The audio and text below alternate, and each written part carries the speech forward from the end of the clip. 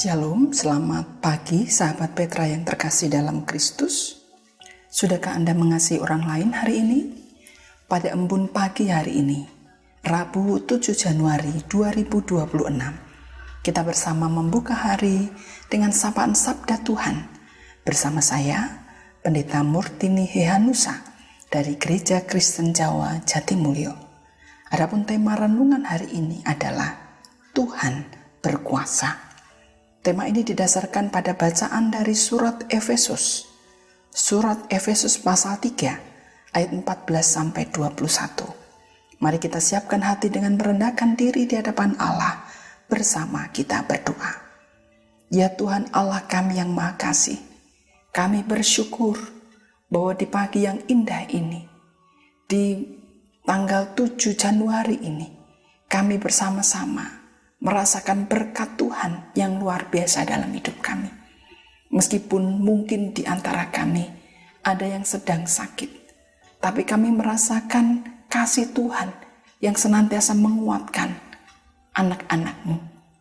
Terima kasih untuk kesempatan yang Tuhan anugerahkan kepada kami dalam menjalani kehidupan ini. Ya Tuhan, kami hendak mengawali hari kami dengan merenungkan firman-Mu. Kiranya Tuhan berkenan berfirman kepada kami dan mampukan kami untuk memahami kehendak-Mu yang menjadi bekal bagi kami dalam menjalani kehidupan kami sepanjang hari ini. Kami mohon kiranya Roh Kudus-Mu menaungi kami semua sehingga kami boleh sungguh-sungguh merasakan berkat Tuhan melalui perenungan firman-Mu. Dalam nama Tuhan kami Yesus Kristus kami berdoa. Amin. Sahabat Petra yang terkasih, mari kita membaca dan memperhatikan surat Efesus pasal 3 ayat 14 sampai dengan ayatnya yang ke-21.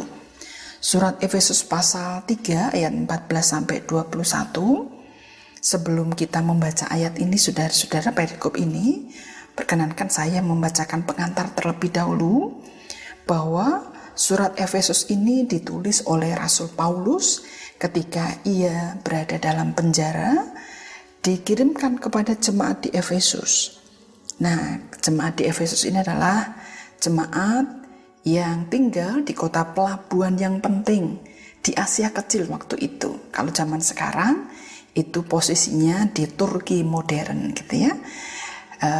Jemaat ini beragam, ada yang dari Yahudi maupun non-Yahudi dan menghidupi dalam kehidupan sehari-hari budaya Romawi, dan di sekitarnya itu ada penyembahan Dewi Artemis, ada sihir, dan ada banyak tantangan yang dihadapi pada saat itu. Nah, saudara-saudara, sebelum kita membaca ayat 14-21, kita bisa mulai dari ayat yang ke-13. Jadi saya akan membacakan dari surat Efesus pasal 3 mulai dari ayat 13 sampai 21 supaya ada kontinuitasnya gitu ya, kesinambungannya. Yang demikian. Ayat 13 pasal 3. Sebab itu aku minta kepadamu supaya kamu jangan tawar hati melihat kesengsaraanku karena kesengsaraanku itu adalah kemuliaanmu. Itulah sebabnya aku sujud kepada Bapa yang daripadanya semua keluarga yang di dalam surga dan di atas bumi menerima namanya. Aku berdoa supaya Ia menurut kekayaan kemuliaannya menguatkan kamu dengan kuasa melalui Roh-Nya di dalam batinmu, sehingga oleh imanmu Kristus tinggal di dalam hatimu dan kamu berakar serta berdasar di dalam kasih.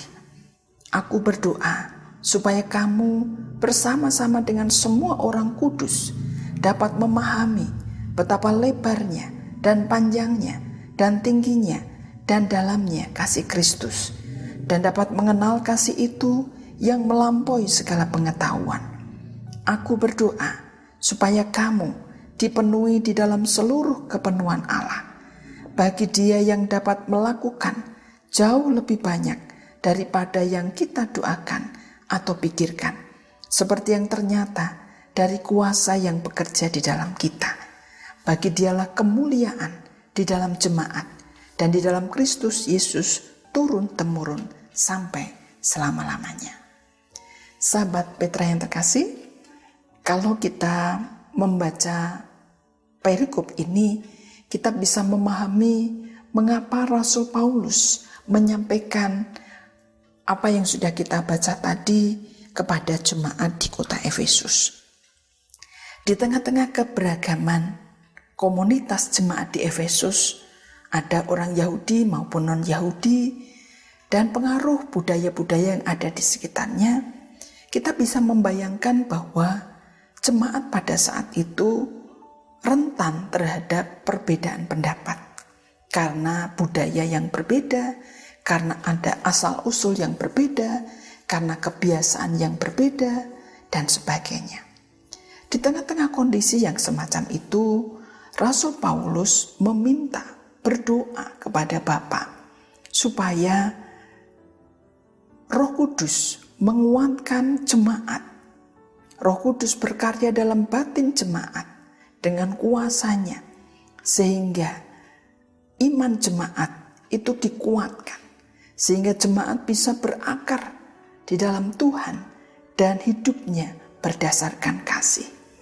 Saudara-saudara, ini penting karena kita tahu bahwa perlu ada perekat dalam kehidupan bersama.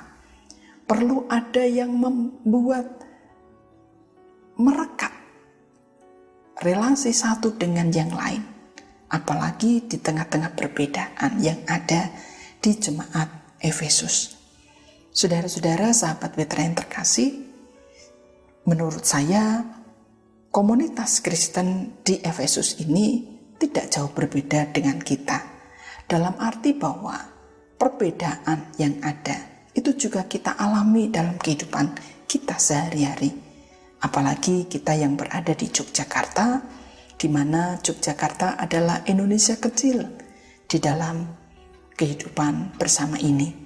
Ada banyak suku yang ada di sekitar kita, ada banyak budaya yang hidup di sekitar kita. Apalagi sekarang anak-anak muda itu memiliki budaya yang berbeda dengan orang tua. Ada gap generasi, ada perbedaan-perbedaan yang nyata.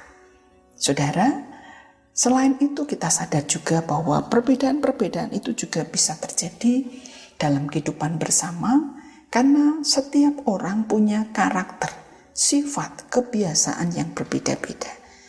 Apalagi kalau itu kita hidup bersama sebagai keluarga besar, di mana ada menantu, ada paman, ada bibi, ada Pak De, Bude, Bule, Om, atau Pak Le. Tentu berbeda-beda karena punya latar belakang yang berbeda. Dalam kondisi semacam itu, saudara-saudara, kita diingatkan bahwa kita mesti hidup berakar di dalam Kristus, meski beriman teguh kepada Kristus dan membuka hati kita untuk dikuasai oleh Roh Kudus, sehingga kita bisa hidup berdasarkan kasih. Dan itu yang mesti kita jalani dalam hidup kita. Tanpa kasih, kita tidak bisa hidup bersama dengan baik. Yang ada pasti saling menyalahkan, yang ada pasti luka batin, sakit hati, yang ada mungkin saling menjelekkan, yang ada bukan rukun tapi perpecahan. Saudara-saudara yang dikasihi Tuhan, dalam kondisi semacam itu kita sadar bahwa kehidupan kita ini perlu ditopang dengan kekuatan yang dari Tuhan. Mungkin di antara kita berpikir, waduh, kalau seperti ini ya tidak mudah. Ada banyak yang harus saya kerjakan, ada banyak yang kami butuhkan, ada banyak yang kami pikirkan, ada banyak yang harus kami selesaikan. Tapi saudara-saudara, untuk melakukan semua itu hanya dibutuhkan iman, pengharapan, dan kasih. Itu kita bisa juga baca dalam surat 1 Korintus pasal 13. Iman, pengharapan, dan kasih. Karena dengan iman kita percaya bahwa Tuhan berkuasa dalam hidup kita. Dengan iman kita percaya bahwa kuasanya melampaui segala hal. Sehingga ketika kita menghadapi tantangan dalam melaksanakan atau menjalankan kasih, kita bisa tetap percaya dan tetap berharap kepada Tuhan. Karena Tuhan sumber pengharapan kita. Di ayat yang ke-20, di sana dikatakan, bagi Dia yang dapat melakukan jauh lebih banyak daripada yang kita doakan atau pikirkan, seperti yang ternyata dari kuasa yang bekerja di dalam kita. Saudara-saudara, ayat 20 dari surat Efesus pasal 3 ini mengingatkan kepada kita ketika kita beriman teguh kepada Tuhan, tetap melakukan kasih yang Tuhan ajarkan dan tetap berpengharapan pada pertolongan Tuhan, maka Tuhan sendiri yang akan melakukan hal-hal yang jauh lebih banyak daripada yang kita doakan atau kita pikirkan. Karena apa? Karena kuasa Tuhan jauh lebih besar daripada kemampuan kita. Yang penting dalam hidup ini adalah terus beriman, terus percaya, terus melakukan kasih, dan terus punya pengharapan. Saudara, nampaknya rumusan-rumusan semacam ini mudah diucapkan tapi kadang-kadang susah dilakukan. Tetapi saat ini kita diingatkan, kalau mau merasakan kebahagiaan hidup, teruslah untuk melakukan kasih. Teruslah percaya bahwa Tuhan akan memampukan saudara untuk mengasihi pada siapapun, terutama orang-orang yang mungkin pernah menyakiti hati saudara, orang-orang yang mungkin berbeda dengan saudara, bahkan berlawanan dengan saudara. Saudara, tidak ada yang mustahil bagi Tuhan, karena kuasanya jauh lebih besar. Kuasanya itu pula yang akan memampukan kita melakukan hal-hal di luar kemampuan kita. Ketika kita benar-benar percaya kepada Tuhan, benar-benar beriman kepada Tuhan, Ia akan melakukan. Kita beriman, kita melakukan apa yang bisa kita lakukan seoptimal mungkin, sebaik-baiknya, dan biarlah Tuhan yang melakukan bagiannya bagi kita, kepada orang-orang sekitar kita. Ia akan melakukan jauh lebih banyak, melakukan hal-hal yang lebih banyak daripada yang kita doakan atau kita pikirkan. Jadi sebagai manusia, sebagai anak-anak Tuhan, jalani saja saudara-saudara. Jalani dengan iman, tidak apa-apa. Kalau kita dijahatin, jangan membalas jahat. Kalau kita dijelek-jelekin, jangan membalas jelek-jelekin. Kalau kita diperlakukan yang tidak baik, jangan memperlakukan orang, membalasnya dengan memperlakukan orang itu dengan tidak baik. Karena apa? Karena Tuhan akan memampukan kita. Mungkin kita mengatakan, saya nggak bisa, kan dia sudah terlalu menyakiti hati saya. Saya nggak bisa karena kesalahannya sudah terlalu besar. Saya nggak bisa karena saya bukan orang yang pintar. Misalnya harus mengerjakan sesuatu, kita diberi tugas tanggung jawab, saya nggak bisa karena saya ini terbatas. Tapi saudara-saudara, ketika kita punya iman, kita punya pengharapan dan kasih dari Tuhan, maka Tuhan akan bekerja dalam diri kita, memampukan kita untuk tetap mengasihi meskipun tidak mudah. Tapi Tuhan memampukan kita untuk mengerjakan tugas-tugas kita meskipun mungkin kita merasa tidak mampu karena kapasitas kita. Tuhan akan memampukan kita untuk mengerjakan hal-hal yang besar yang mungkin di luar kemampuan kita. Tapi ketika kita melakukan yang terbaik yang bisa kita lakukan dengan iman yang teguh, maka di sana kuasa karya Tuhan akan nyata dalam hidup kita. Karena dalam ayat 20 di sana dikatakan, seperti yang ternyata dari kuasa yang bekerja di dalam kita. Jadi dengan kuasa Roh Kudus, ketika kita membuka hati kepada Tuhan, maka ada kuasa yang bekerja di dalam kita. kita bisa melakukan hal-hal yang melampaui dari apa yang bisa kita lakukan. Jadi tetap beriman, tetap percaya, dan tetap berpengharapan kepada Tuhan. Saudara-saudara, sahabat Petra yang terkasih, lalu kalau kita sudah bisa melakukan apa yang bisa kita lakukan dan Tuhan berkarya dalam diri kita, seperti firman-Nya tadi, ada kuasa yang bekerja dalam kita, maka kita harus punya prinsip bahwa apa yang kita lakukan ketika kita berhasil, maka semuanya itu adalah bagi kemuliaan Tuhan di dalam jemaat. Bagi kemuliaan Tuhan, sehingga orang tidak melihat kita kalau ketika kita berhasil dalam keluarga kita, pekerjaan kita, pelayanan kita, kita menjadi orang-orang yang menjadi berkat bagi orang lain. Kita bukan memuliakan diri kita, tetapi semua yang kita lakukan adalah untuk kemuliaan Tuhan, bukan untuk kemuliaan kita. Nah, ini yang harus hati-hati, saudara-saudara. Sehingga Rasul Paulus mengingatkan pada ayat 21, bagi dialah kemuliaan di dalam jemaat dan di dalam Kristus Yesus turun-temurun sampai selama-lamanya.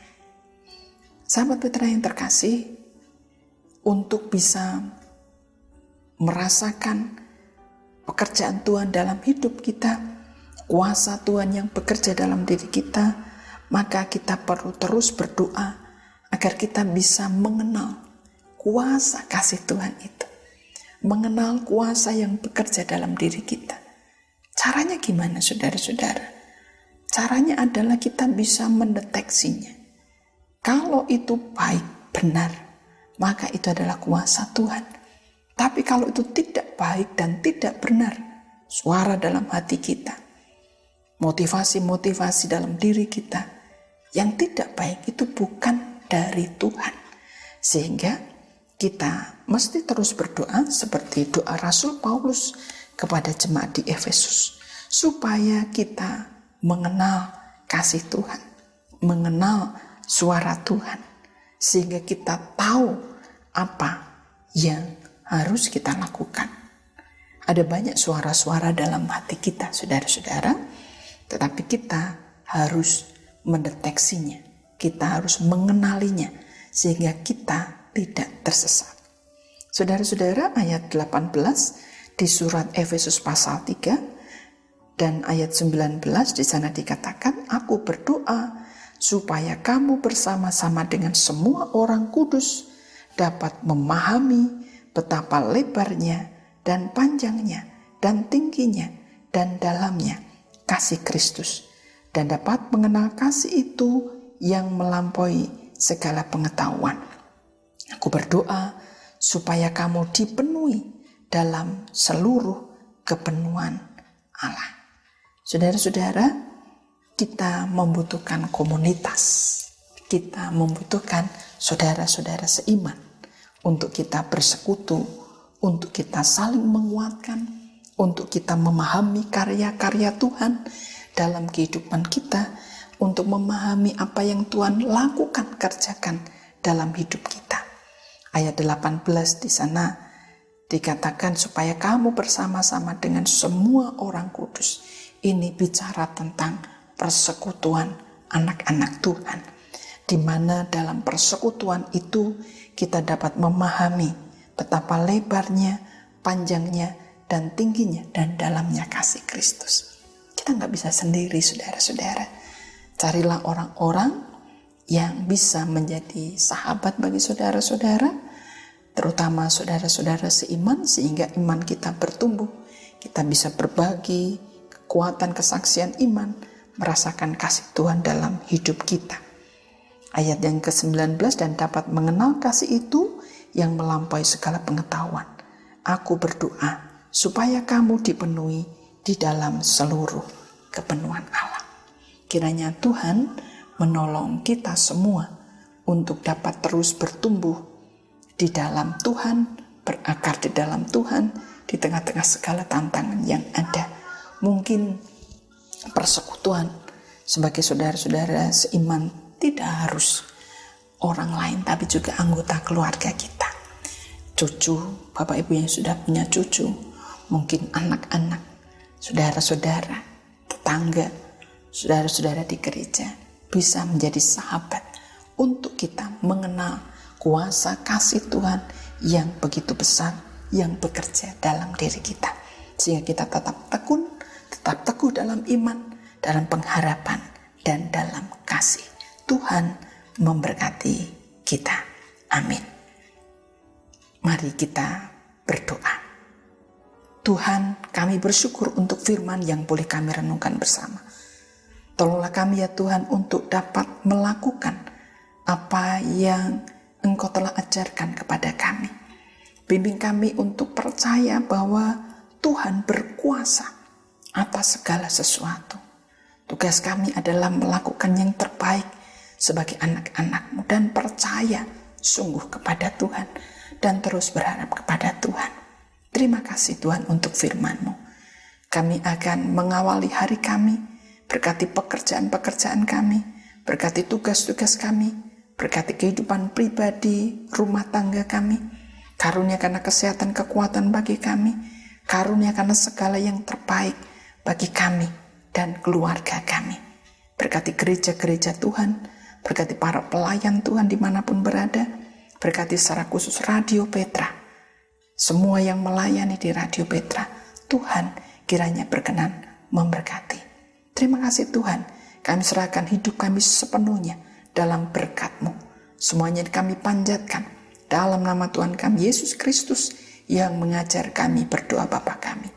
Bapa kami yang di surga, dikuduskanlah nama-Mu, datanglah kerajaan-Mu, jadilah kehendak-Mu di bumi seperti di surga. Berikanlah kami pada hari ini makanan kami yang secukupnya, dan ampunilah kami akan kesalahan kami, seperti kami juga mengampuni orang yang bersalah kepada kami. Dan janganlah membawa kami ke dalam pencobaan, tapi lepaskanlah kami daripada yang jahat. Karena Engkau yang punya kerajaan dan kuasa dan kemuliaan sampai selama-lamanya. Amin. Sahabat Petra yang terkasih, demikian embun pagi hari ini, Rabu 7 Januari 2026. Kiranya sabda Tuhan memberikan hikmat, kekuatan, dan penghiburan bagi kita untuk melewati sepanjang hari ini. Saya Pendeta Murtini Heanusa dari GKJ Jatimulyo, mohon diri dan mohon maaf bila ada kata yang kurang berkenan.